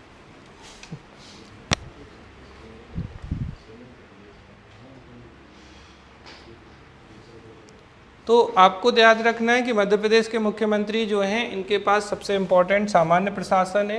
बड़ी बात ये है कि गृह मंत्री, होम मिनिस्टर भी यही है, किसी को इन्होंने गृह मंत्रालय नहीं दिया। नहीं तो अक्सर टाइम में गृह मंत्रालय जो है, जैसे इससे पहले जो सरकार थी श्री नरोत्तम मिश्रा जो थे वो गृह मंत्री थे, ठीक है। तो इन्होंने अपने पास ये सब निवेश, औद्योगिक नीति, जनसंपर्क इन्होंने अपने पास रखा, नर्मदा घाटी विकास, विमानन, खनिज, लोक सेवा प्रबंधन, प्रवासी भारतीय, कई सारे विभाग इन्होंने रखे थे। इनका जन्म जो है उज्जैन में हुआ था बेटा 25 मार्च 1965 को, ठीक है। उज्जैन दक्षिण सीट से विधायक हैं और इन्हें किसने पद और सब गोपनीयता की शपथ दिलाई? तो मंगू, आप जानते हैं मंगू भाई पटेल ने। अच्छा, हमारे मंगू भाई पटेल जो गवर्नर हैं ये कब बने हैं? लाइव क्लास में कोई बताना चाहेगा कि मंगू भाई पटेल गवर्नर कब बने? ठीक है, सोच लो, बता देना, कोई दिक्कत नहीं। 13 दिसंबर को किन्हें? श्री मोहन यादव जी को शपथ दिलाई गई। ये डेट याद रखना, 13 दिसंबर 2023 को मोदी जी आए थे बाकायदा शपथ दिलाने। पद और गोपनीयता की शपथ दिलाई है, ठीक है। और कार्यकाल की दृष्टि से हम बात करें, ऑडियो बंद करो ना यार, किसका ऑन है ये? तो कार्यकाल या टेन्योर की दृष्टि से हम देखें तो ये कौन से हैं? तो 33 नंबर के मुख्यमंत्री हैं और व्यक्तिगत तौर पर अगर हम देखते हैं तो ये 19वें मुख्यमंत्री हैं, ठीक है। तो ध्यान रखिएगा अच्छे से। तो ये 19वें पर्सन हैं जो मुख्यमंत्री बने हैं जब से स्वतंत्र हुआ है मध्य प्रदेश। स्वतंत्र नहीं कहेंगे, बना है, ठीक है। और आप जानते हैं 164 आर्टिकल के अकॉर्डिंग मुख्यमंत्री की नियुक्ति गवर्नर या राज्यपाल के द्वारा की जाती है, ठीक। उप मुख्यमंत्री मैंने बता दिया आपको, ये देखिए हेल्थ मिनिस्टर हैं राजेंद्र शुक्ला जी। तो लोक स्वास्थ्य और परिवार कल्याण मंत्रालय, चिकित्सा शिक्षा इनके पास है। और ये वित्त, वाणिज्य, कर और योजना आर्थिक, इससे कोई बहुत फर्क नहीं पड़ता। बस याद रखिएगा कि जगदीश देवड़ा नीमच जिले में इनका जन्म हुआ था और ये राजेंद्र शुक्ल जो है वो 1964 में रीवा में इनका जन्म हुआ था। ये मल्हारगढ़ सीट जो है मंदसौर की, उससे हैं, ठीक है। और आपको पता है सिर्फ 3 लोगों को उस समय शपथ दिलाई गई थी, एक मुख्यमंत्री और 2 उप मुख्यमंत्री। बाद में मंत्रिमंडल हम देख लेंगे क्योंकि विवाद हो रहा था काफ़ी सारा, ठीक है। और भारतीय संविधान में 22 चीफ मिनिस्टर या डिप्टी चीफ मिनिस्टर का कोई उल्लेख नहीं किया गया है, ये ध्यान रखिएगा आप अच्छे से। एक आपसे ये क्वेश्चन बन सकते हैं, तो जो प्रोटेम स्पीकर थे वो गोपाल भार्गव थे। जानते हैं आप लोग प्रोटेम स्पीकर? तो प्रोटेम स्पीकर वो होते हैं जो सिर्फ, मतलब जो सीनियर मोस्ट मेंबर होता है उस विधानसभा या लोकसभा का, दोनों जगह होते हैं। और उन्हें सिर्फ जो नए निर्वाचित विधायक होते हैं उन्हें शपथ दिलाने के लिए ही उनकी नियुक्ति होती है। तो नॉर्मली जो सीनियर मोस्ट होते हैं उन्हें प्रो टर्म ऐसे याद रख लो, थोड़े से समय के लिए। तो पूछा जाता है प्रोटेम स्पीकर का वर्क क्या है? तो नए जो विधायक हैं अगर विधानसभा के हैं तो उनको शपथ दिलाना, और अगर लोकसभा में प्रोटेम स्पीकर होंगे तो नए लोकसभा सदस्यों को, ठीक है, तो नए मेंबर ऑफ लोकसभा को बस ओथ या शपथ दिलाना इनका काम होता है। तो ये कौन थे प्रोटेम स्पीकर? तो गोपाल भार्गव थे। ये सागर की रैली से 9 बार विधायक रहे हैं ये, ठीक है। प्रोटेम स्पीकर इन्हें नियुक्त किया गया था, जिन्हें मंगू भाई पटेल ने 14 दिसंबर 2023 को पद और गोपनीयता की शपथ दिलाई थी। तो अब प्रोटेम स्पीकर की नियुक्ति कौन कर रहा है? यहाँ पे गवर्नर कर रहे हैं। और वहाँ कौन करेंगे? तो राष्ट्रपति करेंगे, ठीक है। नरेंद्र सिंह तोमर, ये पहले बेटा केंद्रीय मंत्री भी रह चुके हैं। नरेंद्र सिंह तोमर विधानसभा के 19वें अध्यक्ष हैं ये, ठीक है। ये क्वेश्चन बन सकता है कि विधानसभा के वर्तमान अध्यक्ष कौन है? तो श्री नरेंद्र सिंह तोमर हैं। 12 जून 1957 को इनका जन्म ग्वालियर में हुआ और मुरैना जिले की दिमनी विधानसभा सीट से विधायक चुने गए थे। पहले ये केंद्रीय कृषि और किसान कल्याण मंत्री भी रहे हैं। तो वर्तमान में मध्य प्रदेश की विधानसभा के, ठीक है, कौन अध्यक्ष या speaker of the legislative assembly Shri Narendra Singh Tomar हैं, ठीक है। नेता प्रतिपक्ष की बात करें तो लीडर ऑफ अपोजिशन ये उमंग सिंघार हैं। 23 जनवरी 1974 को धार में हुआ था। धार की गंदवानी सीट से विधायक हैं, ठीक है। और 18 दिसंबर को इन्हें नेता प्रतिपक्ष जो है उसका पदभार दिया गया था। और नेता प्रतिपक्ष कौन होता है? तो सबसे बड़े विपक्षी दल के नेता को सदन में विपक्ष का नेता की मान्यता दी जाती है और कुल सीटों का कम से कम 1/10 हासिल करना होता है। जैसे मध्य प्रदेश में 230 सीटें हैं, तो 23 सीटें जो सबसे बड़ा विपक्षी दल होता है उसके जो भी व्यक्ति होते हैं उन्हें विपक्ष का नेता या लीडर ऑफ अपोजिशन बना दिया जाता है। तो वर्तमान में कौन है? श्री उमंग सिंघार है। ठीक है, इनको आप ध्यान रखिएगा। नेता प्रतिपक्ष पूछ लिए जाते हैं। विधानसभा अध्यक्ष श्री नरेंद्र सिंह तोमर है। मुख्यमंत्री आप भूलने से रहे। 2 उप मुख्यमंत्री कौन कौन है? श्री जगदीश देवगड़ा और कौन? श्री राजेंद्र शुक्ल। ठीक है, तो श्री जगदीश देवगड़ा और प्रोटेम स्पीकर कौन थे बेटा? तो गोपाल भार्गव थे। ठीक है, ध्यान रखेंगे आप इतना। अब इसके अलावा अगर हम बात करें तो कैबिनेट मिनिस्टर, तो कैलाश विजयवर्गीय ये नगरीय विकास और आवास और संसदीय कार्य हैं। कुंवर शाह जनजातीय मंत्री हैं ये। प्रहलाद सिंह पटेल पंचायत मिनिस्टर हैं। राकेश सिंह लोक निर्माण है। करण सिंह वर्मा जो है वो राजस्व या रेवेन्यू मिनिस्टर हैं। परिवहन वाले उदय प्रताप सिंह हैं। ठीक है, श्रीमती संपतिया उइके लोक स्वास्थ्य यांत्रिकी। ठीक है, जल संसाधन वाले तुलसीराम सिलावट हैं। ऐदल सिंह कंसाना किसान कल्याण है। निर्मला भूरिया महिला एवं बाल विकास है। कभी कभार महिला एवं बाल विकास पूछ लिया जाता है, तो आपको याद रखना है कि श्रीमती निर्मला भूरिया जो हैं वो महिला एवं बाल विकास हैं। गोविंद सिंह राजपूत खाद्य नागरिक आपूर्ति हैं। एक खेल पूछा गया है पहले भी, मैंने कहा था ना खेल इम्पॉर्टेंट है, तो खेल एवं युवा कल्याण और कोऑपरेटिव यानी कि सहकारिता। ठीक है, तो खेल एवं युवा कल्याण मिनिस्टर जो हैं वो कौन हैं आपके? श्री विश्वास सारंग हैं। नारायण सिंह कुशवाहा जो हैं वो सामाजिक न्याय और दिव्यांगजन मंत्री हैं ये। नागर सिंह चौहान वन पर्यावरण है, इनको भी थोड़ा ध्यान रखिएगा वन का। तो वन नागर सिंह चौहान। प्रद्युम्न सिंह जो है वो ऊर्जा मंत्री हैं। राकेश शुक्ला नवीन और नवीकरणीय यानी रिन्यूएबल एनर्जी वाले हैं। चैतन्य कश्यप माइक्रो मीडियम वाले मंत्री हैं ये, सूक्ष्म लघु और मध्यम उद्यम वाले। और इंदर सिंह परमार शिक्षा मंत्री हैं, लेकिन उच्च शिक्षा के। कौन से हैं ये? हायर एजुकेशन के। 4 राज्य मंत्री कौन है? श्री नरेंद्र शिवाजी पटेल। देखो अभी आप क्या देख रहे हैं, तो हेल्थ मिनिस्टर कौन थे? श्री राजेंद्र शुक्ल। लेकिन इसी के जो क्या हैं स्टेट मिनिस्टर राज्य मंत्री कौन है? श्री नरेंद्र शिवाजी पटेल हैं। श्रीमती प्रतिमा बागरी और ये आपके जो हैं दिलीप अहिरवार जो हैं वन और पर्यावरण के, लेकिन राज्य मंत्री। और श्रीमती राधा सिंह जो हैं वो पंचायत और ग्रामीण मंत्री हैं। ठीक, इनको आपको ध्यान रखना है अच्छे से। इसके अलावा कुछ चीज़ें जैसे सबसे ज़्यादा सीट से कौन जीते, कुछ क्या हुआ, तो आप जानते हैं कि सबसे ज़्यादा बार मतलब लगातार कितनी बार, तो कौन थे? गोपाल भार्गव जो प्रोटेम स्पीकर थे। सबसे कम उम्र के विजयी प्रत्याशी कौन है? अभिजीत शाह हैं टिमरनी सीट से। सबसे अधिक उम्र के नागेंद्र सिंह हैं, गुण रीवा में है, तो इससे ये रहे थे। सबसे ज़्यादा मतों से अगर हम बात करें तो ये रमेश मेंदोला जीते। ठीक है, 1,07,047 वोटों से इन्होंने विपक्षी को हराया था। और सबसे कम से बेचारे देखो ये 28 वोटों से जीते, ये तो भाग्यशाली व्यक्ति थे। कुछ और लोग आ जाते वोट डालने 29-30 तो ये हार जाते। ठीक है, तो अरुण भीमावत जो हैं वो जीते थे।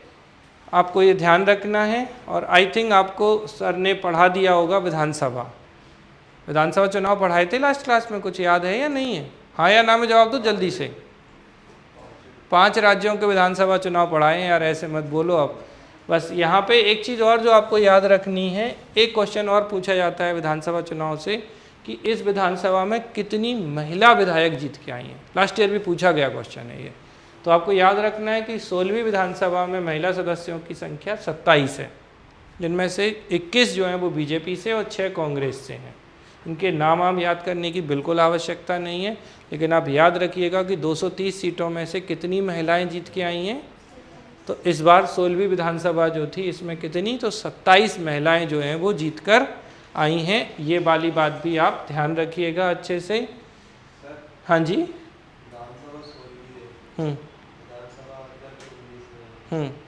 बीच में हट जाते हैं ना लोग, इसलिए व्यक्ति भाई। अब अगर आप यहाँ देखो, ऐसे समझो, इसको थोड़ा अच्छे से समझो। व्यक्ति भाई जी ये कितने में थे? अब ऐसे तो 16 ही बनने चाहिए थे, लेकिन क्या हर बार 5 साल के लिए बनी? और दूसरी बात, बीच में हटा दिए जाते हैं। जैसे मैं एग्जाम्पल सबसे अच्छा बताता हूँ, श्री उमा भारती बनी थी पहले मुख्यमंत्री, कुछ विवाद हुआ, उन्होंने इस्तीफा दिया। मध्य प्रदेश की पहली महिला मुख्यमंत्री थी उमा भारती, उन्होंने इस्तीफा दिया। फिर बाबूलाल गौर जी बने, और फिर बाबूलाल गौर जी को भी हटाया गया, और फिर बने थे शिवराज सिंह चौहान पहली बार 2005 में, और तब से फिर मामा जी, अब मोहन जी। ठीक है, समझ में आ रही ना? तो इसलिए अब उस एक ही विधानसभा में कितने मुख्यमंत्री बन गए? 3। तो इस कारण से ये नंबर तो बदलेगा, उसको आपको कुछ नहीं करना है। क्या? हाँ, तो आपको थोड़ा सा देखो समझना अच्छे से क्या कहने का मतलब क्या है यहाँ पे, कि व्यक्ति वाइज संख्या थोड़ी सी कम पूछी जाती है, कौन से वे नंबर के व्यक्ति थे ये नहीं पूछा जाता है। तो इस पर हम ज़्यादा अगर जोर नहीं भी देंगे तो चल जाएगा, लेकिन मुख्यमंत्री के रूप में याद रखिए, क्या पता पूछ ले तो क्या कर लोगे आप? तो ये 19वें व्यक्ति हैं, तो ये अलग अलग, जैसे ये विधानसभा अध्यक्ष है 16वीं विधानसभा, लेकिन अध्यक्ष कौन से हो गए? क्योंकि बीच बीच में लोगों को हटा भी दिया जाता है, या मान लो किसी ने इस्तीफा दे दिया। ठीक, तो ये रीजंस हो सकते हैं। इससे पहले विधानसभा अध्यक्ष कौन थे? जस्ट इस पहले मध्य प्रदेश के विधानसभा अध्यक्ष कौन थे? इससे पहले मतलब अभी नरेंद्र सिंह तोमर से पहले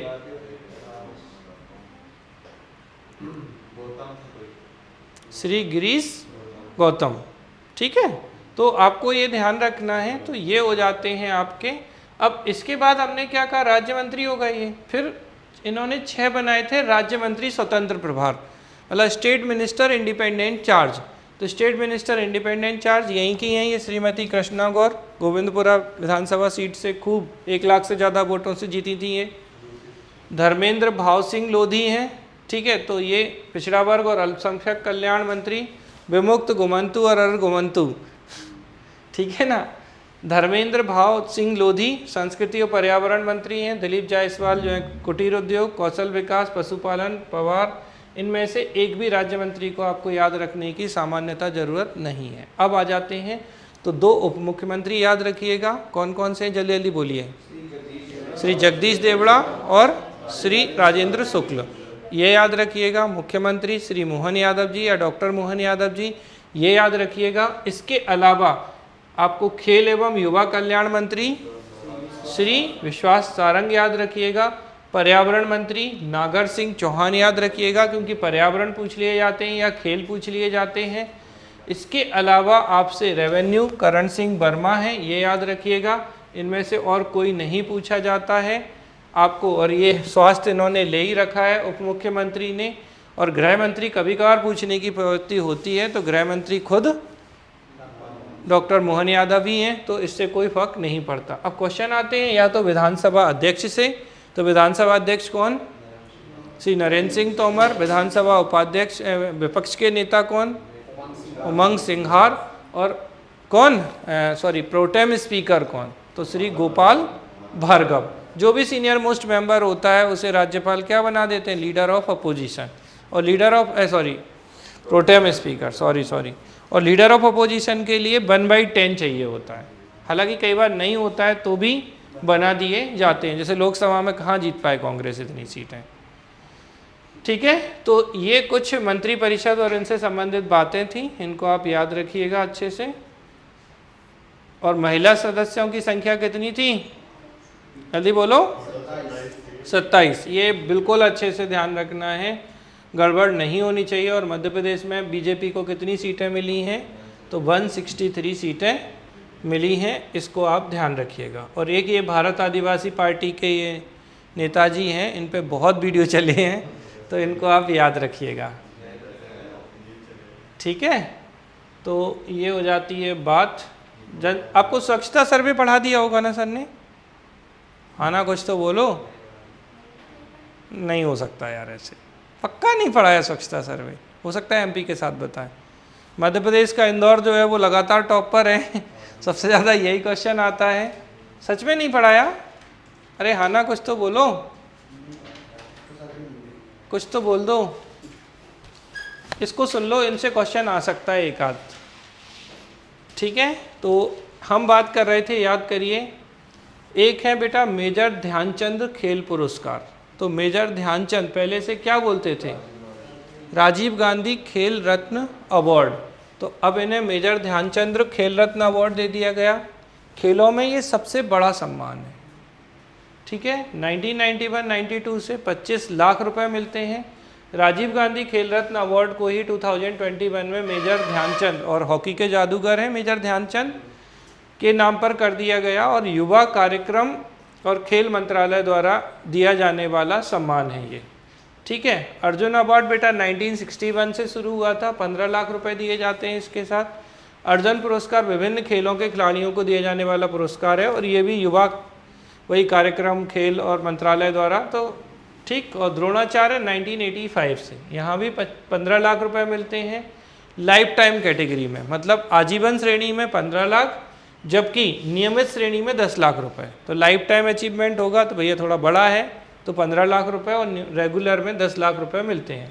और यहाँ पर ये किसको दिए जा रहे हैं, प्रशिक्षकों को, ट्रेनर जो होते हैं उनको दिया जाता है, क्योंकि द्रोणाचार्य हैं, गुरुजी हैं, ठीक है। ध्यान रखना है, सफलतापूर्वक खिलाड़ियों को, टीमों को प्रशिक्षित किया हो, ये याद रखना है। मध्य प्रदेश के जो अर्जुन पुरस्कार वाले हैं, एक ये अभी मैंने थोड़ी देर पहले ही बताया था, यशवर प्रताप सिंह तोमर और एक प्राची यादव, इनको याद रखिएगा, क्योंकि इन्हें 2023 में अर्जुन अवार्ड मिला है दोनों को, ऐश्वर्य प्रताप सिंह तोमर और प्राची यादव को। प्राची यादव ग्वालियर की हैं, और ऐश्वर्य प्रताप सिंह तोमर जो हैं वो रतनपुर, ये बहुत पॉपुलर रहे हैं अभी बीच में, तो इनको आप अच्छे से ध्यान रखिएगा। अर्जुन अवार्ड मिला है। एशियन गेम्स जो हुए थे 19 नंबर के 2023 में, इन्होंने, ये भारतीय एथलीट रहे हैं, इन्होंने एशियन गेम्स में 4 पदक जीते थे।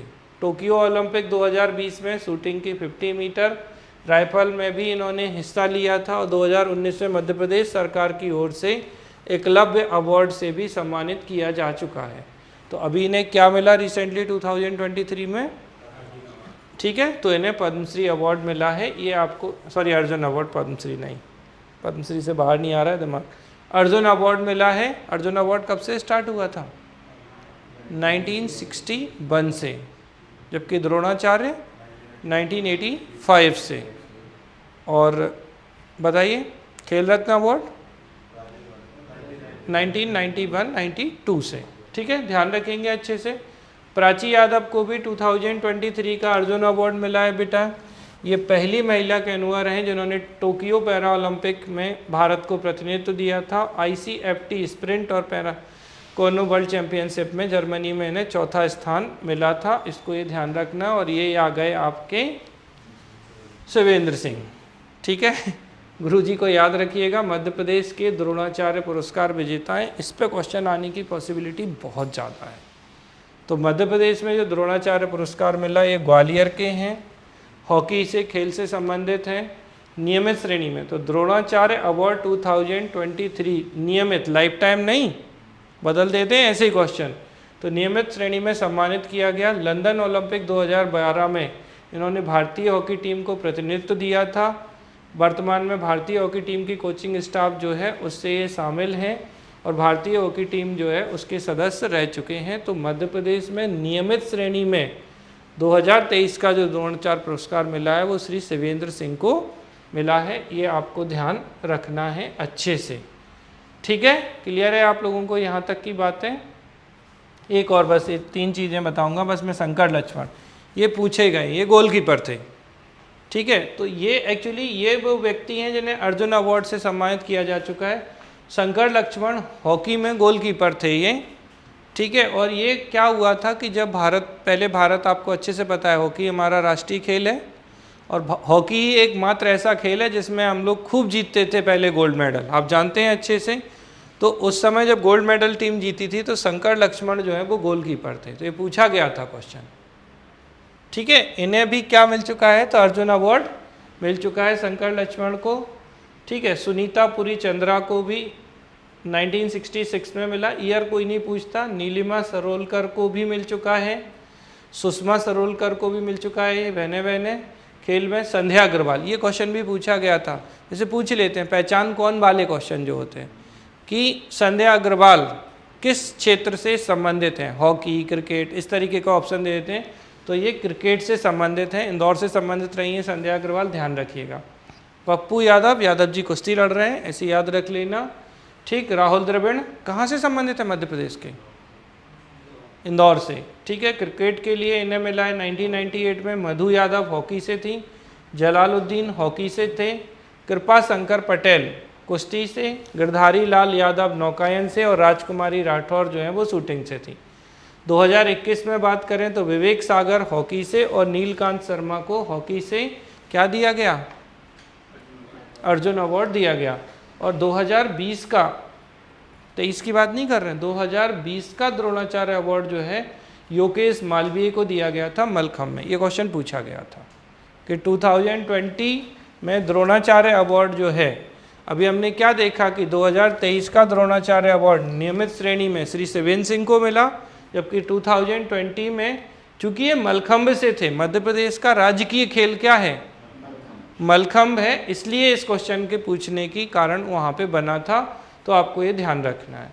ठीक है, एमपी शूटिंग अकादमी की मुख्य राइफल कोच शिमा सुरूर को पैरा शूटिंग में उत्कृष्ट कोचिंग के लिए 2022 का द्रोणाचार्य पुरस्कार दिया गया। तो 2022 का किसको?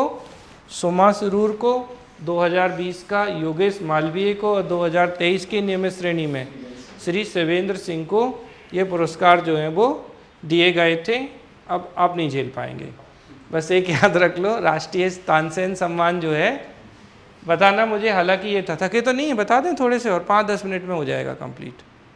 सुन लो, नहीं अगर याद रह रहा है तो ठीक है। पंडित गणपति भट्ट 2022 का राष्ट्रीय तानसेन सम्मान दिया गया इन्हें। इसके अलावा 21, 20 और 19 से भी वो पूछ सकता है, कोई बड़ी बात नहीं है, उसका करंट अफेयर पीछे भी चला जाता है। तो देखिए 22 के लिए पंडित गणपति भट्ट, 21 में नित्यानंद हल्दीपुर, 20 में सतीश व्यास और 19 में पंडित विद्याधर। सबसे ज़्यादा फोकस तो 22 पे रखना है, लेकिन बाई चांस उसने पूछ लिया 2021 का तानसेन सम्मान। ठीक है, तो आपको ये ध्यान रखना है, ये आपको एक तानसेन सम्मान बहुत अच्छे से ध्यान रखिएगा आप। और एक है आपका लता मंगेशकर सम्मान, तो 2022 जो है, अभी थोड़ी देर पहले भी हमने आपको बताया था, उत्तम सिंह को दिया गया था। और 21 का कुमार सानू को सब जानते हैं, तो 2021 का और 2020 का आनंद मिलिंद को दिया गया था। बाकी ठीक है, इकबाल और ये सब नहीं पूछे जाते हैं।